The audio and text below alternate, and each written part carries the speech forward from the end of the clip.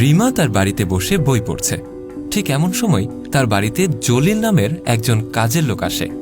সে রিমার দিকে কিছুক্ষণ তাকিয়ে থাকে, তারপর সেখান থেকে চলে যায়। রিমা কিন্তু ব্যাপারটা ভালো মতোই লক্ষ্য করে। পরের দিন জলিল আবারও এসে রিমার দিকে কিছুক্ষণ তাকিয়ে থেকে চলে যেতে লাগে। রিমা তখন তাকে ডাক দেয়, এই যে একটু এদিকে আসেন। জলিল তখন তার কাছে গিয়ে বলে, জি ম্যাডাম, বলেন। আচ্ছা, আপনি আমাকে একটা কথা বলেন তো, আমি যখনই পড়তে বসি আবার যখন কলেজে যাই তখনই দেখি আপনি আমার দিকে ফেল করে তাকিয়ে থাকেন, এর কারণটা কি বলুন তো?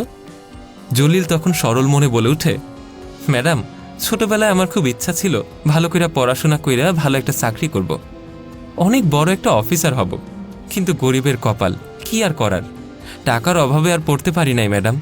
তাই আপনি যখন পড়াশোনা করেন, কলেজের দিকে যান, আমার খুবই ভালো লাগে, তাই আমি সেদিকে তাকায় থাকি।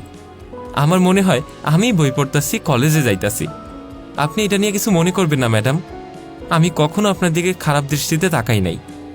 রিমা তখন বলে, আচ্ছা বুঝতে পেরেছি, জানতো, আপনি আপনার কাজ করুন। ছেলেটি তখন সেখান থেকে চলে যায়। একদিন রিমা বয়ফ্রেন্ডকে পরীক্ষা করার জন্য তার 2 চোখে গজ বেঁধে দিয়ে বিছানায় শুয়ে থাকে। তার বয়ফ্রেন্ড তখন তার বাড়িতে আসার পর তার রুমে গিয়ে দেখে রিমার চোখ দুটো বাঁধা অবস্থায়। রিমাকে সে তখন জিজ্ঞেস করে, আরে রিমা, তোমার চোখে কি হয়েছে?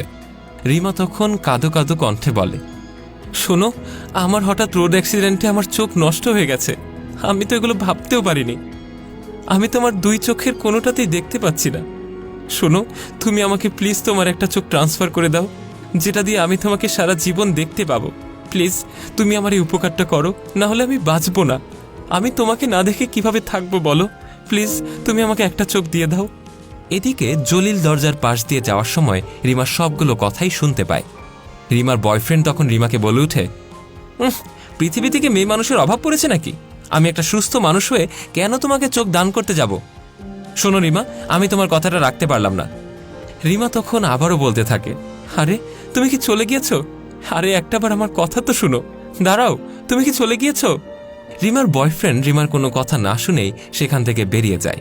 আর এতক্ষণ ধরে জলিল দরজার বাইরে দাঁড়িয়ে থেকে তাদের কথাগুলো শুনছিল। বয়ফ্রেন্ড ঘর থেকে বেরিয়ে যাওয়ার পরেই সে ঘরে ঢুকে আর রিমাকে বলে, ম্যাডাম, আমি একটা কথা বলতে চাই। আপনার এই বিপদের সময় আমি আপনার পাশে দাঁড়াইতে চাই ম্যাডাম। আপনি যদি কিছু মনে না করেন তাহলে আমি আমার একটা চোখ আপনারে দিয়ে দিতে চাই।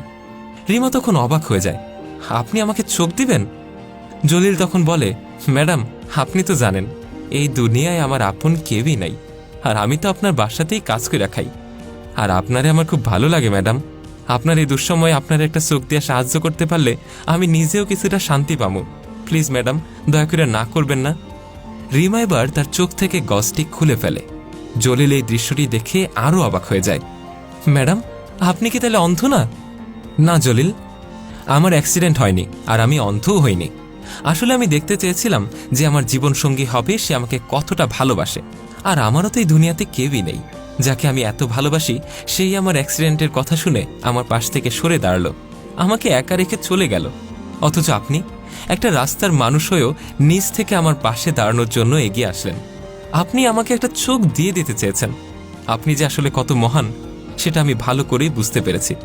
প্লিজ, আপনার যদি অমত না থাকে তাহলে আপনাকে আমি আমার জীবনসঙ্গী হিসেবে পেতে চাই, সারা জীবন আপনার সাথেই থাকতে চাই। না না ম্যাডাম, আপনি সব কি কইতাছেন? আমি একটা রাস্তার মানুষ, আমি মানুষের দাঁড়ে দাঁড়ে কাজ করে খাই। না না ম্যাডাম, এটা কোনোভাবেই সম্ভব না, আর আমি একটা মূর্খ মানুষ। রিমা তখন বলে ওঠে, দেখেন, জাত দিয়ে কখনো মানুষের পরিচয় যাচাই করা যায় না। আপনি যে একজন মানুষ সেটাই হলো সবচেয়ে বড় পরিচয়, আর আপনি আমাকে পছন্দ করেন এটা আমি অনেক দিন আগে থেকেই জানতাম, কিন্তু আপনি যে আমাকে এরকম ভালোবাসেন সেটা তো আমি জানতাম না। আর আপনি যদি আমাকে ভালোই না বাসতেন তাহলে আপনার একটা চোখ দিয়ে দেওয়ার জন্য আসতেন না। অথচ দেখুন, আমি যাকে ভালোবাসি সে আমাকে ছেড়ে চলে গেল। আপনি পড়াশোনা জানেন না তো কি হয়েছে, আমি আপনাকে পড়াশোনা শেখাবো, আমি আপনার সব স্বপ্নগুলো পূরণ করব। প্লিজ, আপনি আমার কথায় অমত করবেন না। কাজের ছেলেটা তখন কি বলবে বুঝতে পারে না। রিমার দিকে সে এক দৃষ্টিতে তাকিয়ে থাকে। ভিডিওটি ভালো লেগে থাকলে লাইক, কমেন্ট এবং শেয়ার করতে ভুলবেন না। কমেন্ট বক্সে জানান আপনার মূল্যবান মতামত।